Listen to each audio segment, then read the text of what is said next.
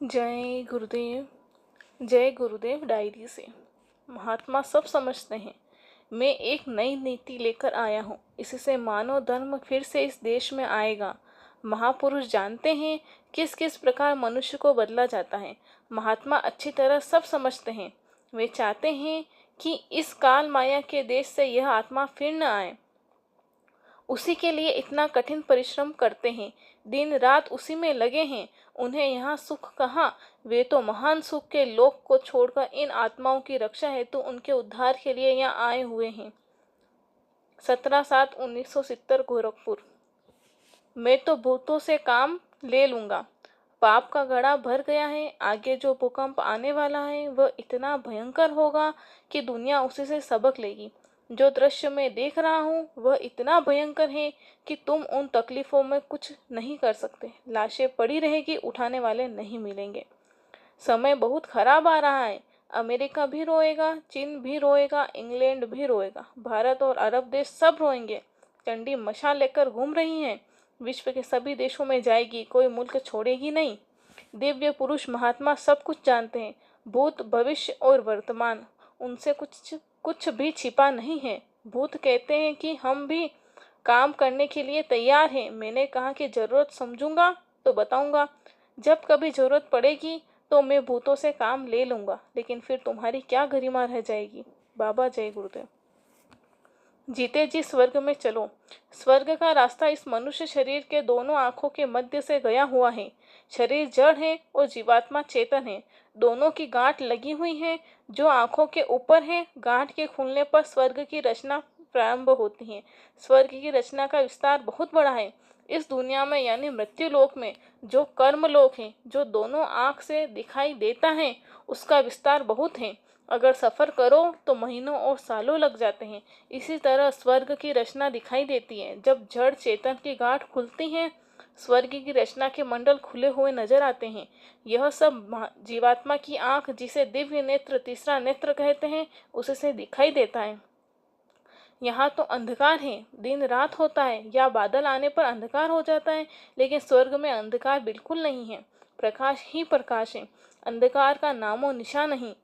इसको कहते हैं स्वर्ग की रचना। जहाँ जाने का रास्ता दोनों आंखों के मध्य भाग से हो करके गया है, वहाँ देवी देवता विचरण करते रहते हैं। उनका स्वरूप अति सुंदर है। नाच गाने बराबर होते रहते हैं। साधक जब उन्हें देखता है तो छोड़ना नहीं चाहता। उसके परे हैं बैकुंठ लोक, जो स्वर्ग से बहुत बड़ा है।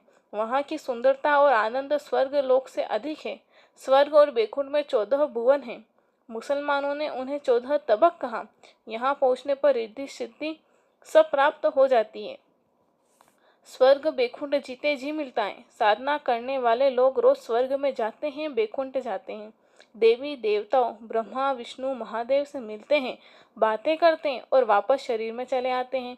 नारद जी स्वर्ग रोज जाया करते थे, तुम भी जा सकते हो। स्वामी जी।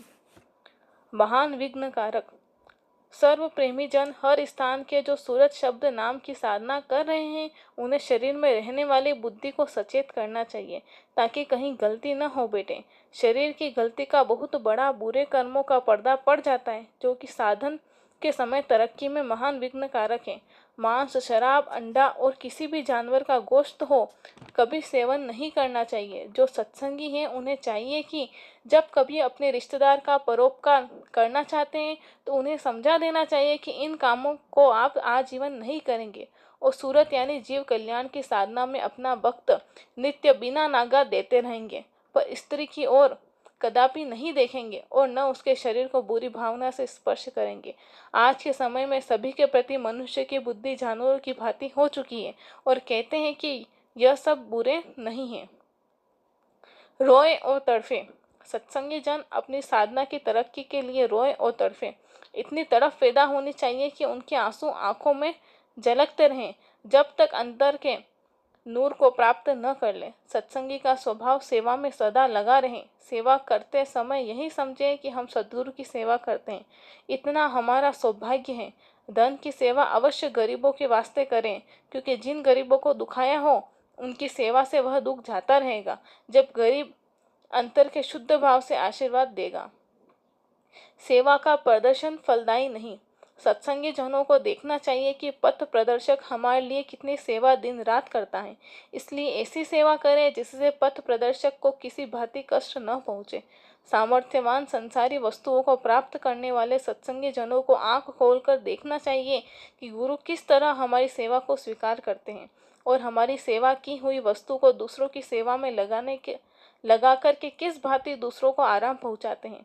सत्संगी जन इस भाव का प्रदर्शन न करें कि हम सेवा करते हैं। सेवा वही उत्तम है जिसको केवल गुरु जानता हो और कोई न जान सके। अपने मुंह से तथा भाव से यदि किसी ने जान लिया तो उसका फल 1 रुपए में 1 पैसा रह जाता है और कुछ दिन में वह भी खत्म हो जाता है। बाबा जय गुरुदेव। सब सत्संगी गुरु के बच्चे हैं।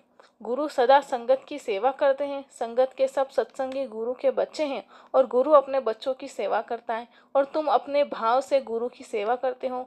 गुरु सदा तुम्हें अपनी खुशी से सूरत शब्द की ताकीद करते रहते हैं और कहते रहते हैं कि सूरत को नाम के साथ जोड़कर चढ़ाओ। नाम धन के सामने यह संसारी धन एक मिट्टी का कण है। इस धन का महत्व नाम के सामने कुछ नहीं है, जिसको गुरु अपनी खुशी में आकर देता है।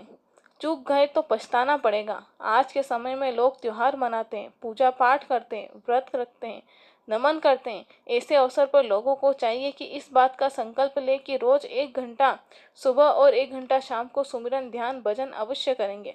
सुबह 4 बजे उठकर मुंह हाथ धोकर आत्मा को जगाने का अभ्यास करने से जीवात्मा की आंख खुलेगी तो प्रकाश दिखाई देने लगेगा और कान खोलेगा तो आकाशवाणियां सुनाई देने लगेगी।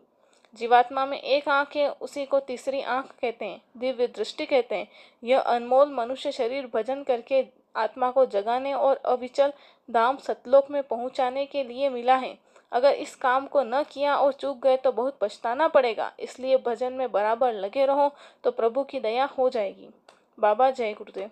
भजन में लगे रहो, बहुत बड़ा परिवर्तन भविष्य में होगा। बाकी जो समय है उसमें लोगों को बहुत होशियार रहना चाहिए। भजन में यानी नाम कमाई में लगे रहो, यही काम देगा। वक्त जब खराब आता है उसमें सफाई होती है। कितने लोग रहते हैं, कितने नहीं रहते हैं। भविष्य में ऐसा ही होगा, कितने लोग रहेंगे, कितने नहीं रहेंगे। बाबा जय गुरुदेव। सन 1972 में कहा था, आगे जो बाबा बोलेगा वही सभी धर्म समाज और पार्टियों को बोलना और सुनना होगा।